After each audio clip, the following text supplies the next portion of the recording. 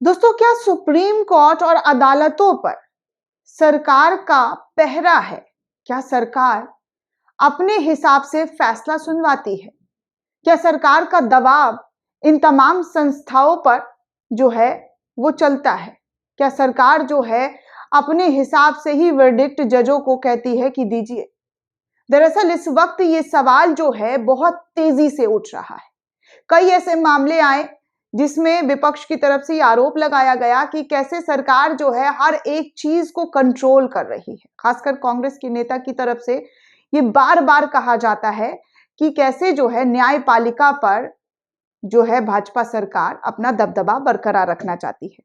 लेकिन आपको बता दें कि golden diamond jubilee supreme court का जब पूरा हो रहा था कल, यानी कि 28 तारीख को, और 28 तारीख के दिन देश के न्यायाधीश डीवाई चंद्रचूड़ का जो बयान सामने आया है उसको सुनने के बाद आप क्या सोचते हैं, आपकी क्या प्रतिक्रिया है, हमें कमेंट करके जरूर बताइएगा। दरअसल सीजीआई जो है भाषण दे रहे थे न्यायपालिका को लेकर, जो है तमाम तरीके की बातें करते हुए नजर आ रहे थे कि न्यायपालिका जो है वो किस तरीके से काम करती है और कैसे उनको काम करना चाहिए। ये तमाम बातें सीजीआई जो है वो कहते हुए नजर आ रहे थे। क्या सीजीआई कुछ और कहने की कोशिश कर रहे थे जो वो कह नहीं पाए?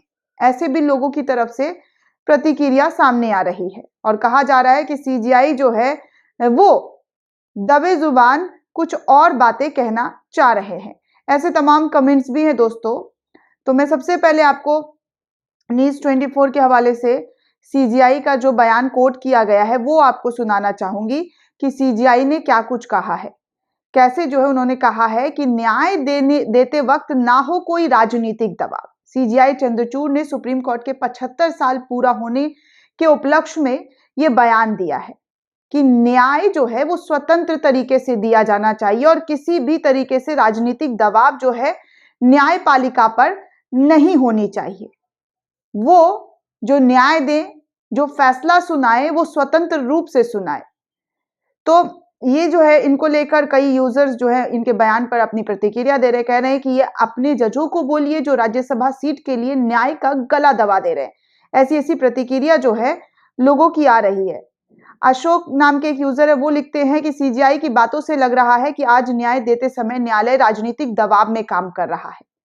क्या ये विकसित देश का झूठा दावा करने वाली सरकार का दबाव है?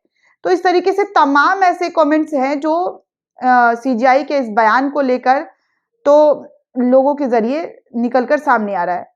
तो राहुल सिंह एक नाम के यूजर है, वो लिखते हैं, अच्छा फिर कभी कभी आप समझो क्यों नहीं आते हैं।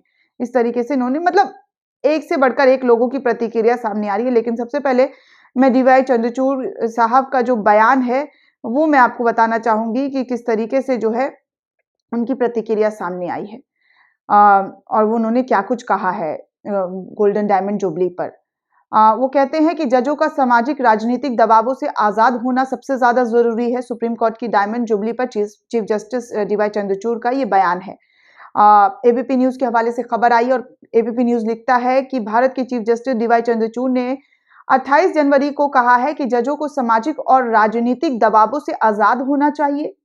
सुप्रीम कोर्ट के डायमंड जुबली समारोह में सेरेमोनियल बेंच की कार्रवाई को संबोधित करते हुए जस्टिस डीवाई चंद्रचूड़ ने ये बातें कही। उन्होंने कार्यक्रम में प्रधानमंत्री नरेंद्र मोदी ने भी इस कार्यक्रम में हिस्सा लिया। उन्होंने लोकतंत्र को मजबूत रखने में सुप्रीम कोर्ट की भूमिका को लेकर भी बात की। तो उन्होंने ये तमाम बातें जो है, ये जो राजनीतिक दबाव नहीं होनी चाहिए, ये बातें जो है नरेंद्र मोदी के सामने डीवाई चंद्रचूड़ ने कहा है।